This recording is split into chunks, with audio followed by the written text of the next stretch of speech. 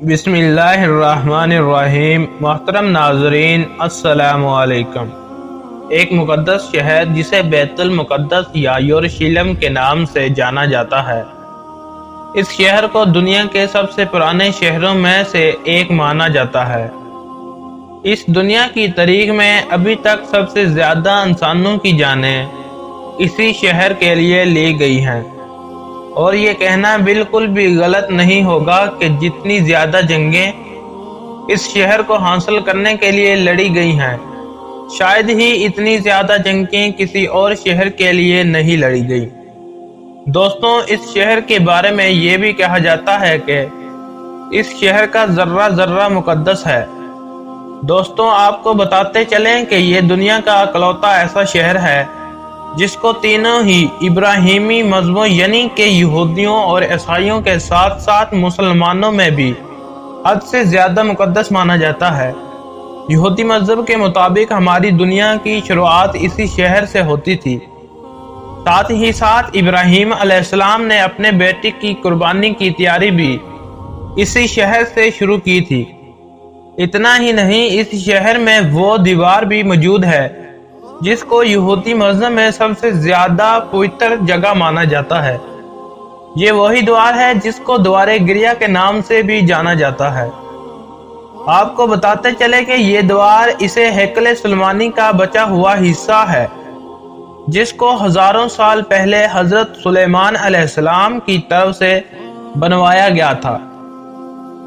دوستوں، وہی عیسائیوں کا ماننا ہے کہ اس شہر میں حضرت عیسیٰ علیہ السلام کی پیدائش کی جگہ موجود ہے، بلکہ یہی وہ شہر تھا جہاں پر حضرت عیسیٰ علیہ السلام کو سولی پر بھی چڑھایا گیا تھا۔ ساتھ ہی ساتھ عیسائیوں کا سب سے کلیسا بھی یہی موجود ہے۔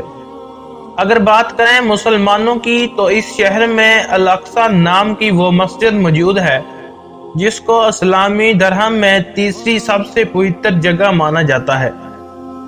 یعنی مکہ مدینہ کے بعد مسلمان اگر سب سے زیادہ اہمیت کی جگہ کو دیتے ہیں تو وہ یہی جگہ ہے۔ اس کے علاوہ مسلمانوں کے لیے یہ شہر قبلہ اول بھی ہے، کیونکہ کعبہ سے پہلے مسلمان اسی شہر کی طرف منہ کر کے نماز پڑھا کرتے تھے۔ دوستوں، ہمارے آخری نبی یعنی حضرت محمد صلی اللہ علیہ وآلہ وسلم نے جب معراج کا سفر کیا تھا تو یہی وہ شہر تھا جہاں مسجد اقصی کے اندر پیغمبر حضرت محمد صلی اللہ علیہ وآلہ وسلم نے سبھی نبیوں کی امامت کی تھی۔ اس کے علاوہ حضرت سلیمان علیہ السلام اور حضرت داؤد علیہ السلام جیسے بہت سارے بڑے بڑے نبیوں کی قبریں بھی یہاں پر موجود ہیں، جو شہر کی اہمیت کو اور بھی زیادہ بڑھا دیتی ہیں۔ دوستوں، شاید یہی وجہ تھی کہ اس شہر کو حاصل کرنے کے لیے مسلمان اور عیسائیوں کے بیچ ایک کے بعد ایک جنگ ہوئی۔ مسلمان اور عیسائیوں کی یہ جنگ کئی صدیوں تک چلتی رہی تھی۔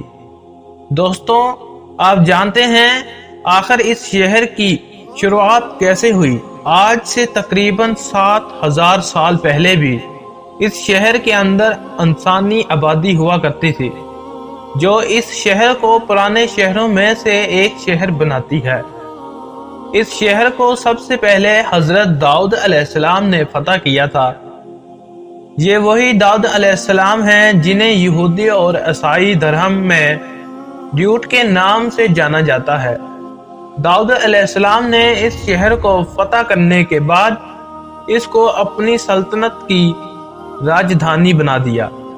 حضرت داؤد علیہ السلام نے اس علاقے پر تقریباً 33 سال تک حکومت کی تھی۔ اس کے بعد ان کی یہ حکومت ان کے بیٹے حضرت سلیمان علیہ السلام کے پاس چلی گئی۔ یہ وہی حضرت سلیمان علیہ السلام ہے جن کو سلمان کے نام سے بھی جانا جاتا ہے۔ حضرت سلیمان علیہ السلام نے ہیکل سلیمانی کے نام سے مشہور عمارت کو بھی بنوایا تھا جس کے اندر تابوت سکینہ کو رکھا گیا تھا۔ دوستوں، تابوت سکینہ حد سے زیادہ خاص ہوا کرتا تھا کہ صندوق کے اندر پرانے گزرے ہوئے نبیوں کی برکات رکھے ہوئے تھے۔ دوستوں، حضرت سلیمان علیہ السلام کے چلے جانے کے بعد اس شہر میں بہت سارے اتار چڑھاؤ آتے رہے۔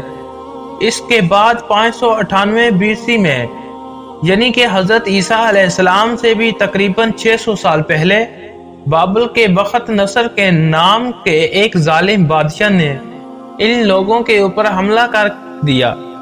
یروشلم شہر پر حملہ کرنے والے بدبخت نصر نے نہ صرف اس شہر کو پوری طرح سے برباد کر دیا، بلکہ ہزاروں بنی اسرائیلیوں کو موت کے گھاٹ اتار دیا، اور اس سے کہیں زیادہ یہودیوں کو غلام بنا کر وہ اپنے ساتھ بابل میں لے کر چلا گیا۔ شہر کی اس تباہی میں ہیکل سلیمانی نام کی وہ مشہور عمارت بھی پوری طرح سے برباد ہو گئی تھی، اور اس عمارت کے اندر موجود تابوت سکینہ نام کا وہ مقدس صندوق تو ایسے غائب ہو گیا کہ اس کا آج تک کسی کو پتہ نہیں چلا۔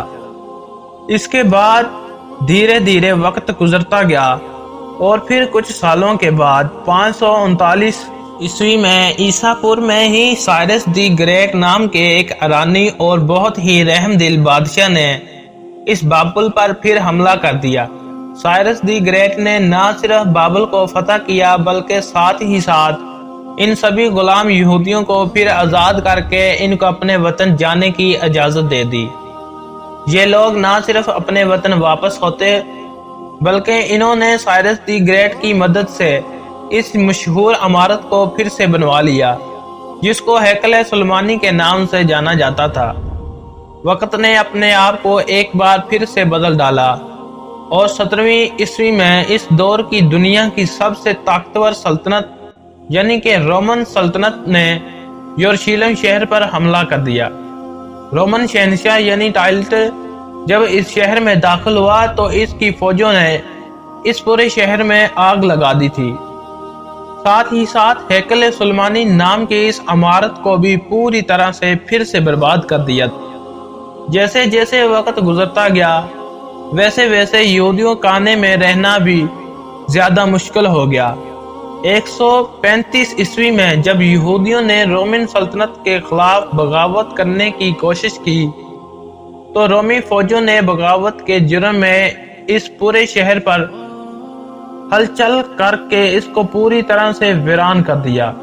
اور دوستوں، اتنا ہی نہیں، یہودیوں سے حد سے زیادہ نفرت کی وجہ سے رومی لوگوں نے اب اس خاص جگہ پر کوڑا اور گندگی ڈالنا بھی شروع کر دی کہ یہاں پر کسی دور میں ہیکل سلیمانی ہوا کرتا تھا، یعنی یہودیوں کی سب سے پاک جگہ پر شہر کئی صدیوں تک ویران رہا، اور آخرکار 638 عیسوی میں مسلمانوں کے دوسرے خلیفہ یعنی حضرت عمر رضی اللہ تعالی عنہ نے اس شہر کو رومن امپائر سے فتح کر لیا۔ اس کے بعد ایک لمبے وقت تک یہ شہر مسلمانوں کے ہاتھ میں رہا، مگر شروع سے ہی عیسائی فوجیں بھی اس شہر کو حاصل کرنے کی کوشش کرتی رہیں، لیکن اس کے بعد مسلمانوں کی اندرونی اور آپسی لڑائیوں کی وجہ سے مسلمانوں کی خلافت یعنی خلافت عباسیہ کمزور پڑ گئی۔ تو 1099 عیسوی میں عیسائی فوج یروشلم شہر کو ایک بار پھر سے حاصل کرنے میں کامیاب ہو گئی، مگر شہر کو ابھی عیسائیوں کے کنٹرول میں کیے ہوئے چند سال ہی گزر پائے تھے کہ تبھی ایک نام ابھر کر آیا، اور یہ نام تھا صلاح الدین ایوبی کا۔ وہی صلاح الدین ایوبی جس نے بچپن سے ہی اس بات کی قسم کھا رکھی تھی کہ وہ ہر حال میں عیسائیوں سے اس شہر کو دوبارہ حاصل کر کے رہے گا۔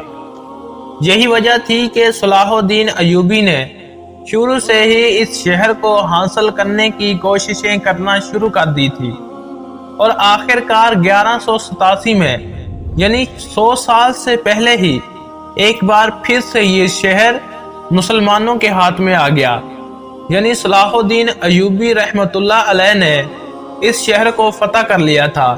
اس کے بعد بھی اس شہر کو حاصل کرنے کے لیے عیسائیوں اور مسلمانوں کے بیچ کئی ساری لڑائیاں ہوئیں، مگر لاکھ کوششوں کے باوجود بھی 1517 میں اس شہر کو سلطنت عثمانیہ کی طاقتور سلطانوں میں سے ایک سلطان سلیم اول نے فتح کر کے اپنی سلطنت میں ملا لیا۔ 1517 سے لے کر 1917 تک یہ شہر سلطنت عثمانیہ کا حصہ رہا۔ اس دور میں سلطنت عثمانیہ نے اس شہر کو پوری طرح بدل دیا۔ عثمانیہ کے دور میں ہی یہودیوں نے اس شہر میں آ کر اپنی الگ الگ ریاستیں بنانا شروع کر دی تھی، لیکن سلطنت عثمانیہ کے آخری سلطان عبد الحمید ثانی ان کی اس کوششوں کو اچھے سے سمجھ گئے تھے، اس لیے ان کے دور میں ہی یہودیوں کی ساری کوششیں ناکام ہو گئیں۔ عبد الحمید ثانی کے بعد سلطنت عثمانیہ بہت کمزور پڑ گئی اور 1917 میں برٹش نے سلطنت عثمانیہ پر قبضہ کر لیا، جس کے بعد بہت وقت تک یہ علاقہ برٹش کے قبضے میں رہا۔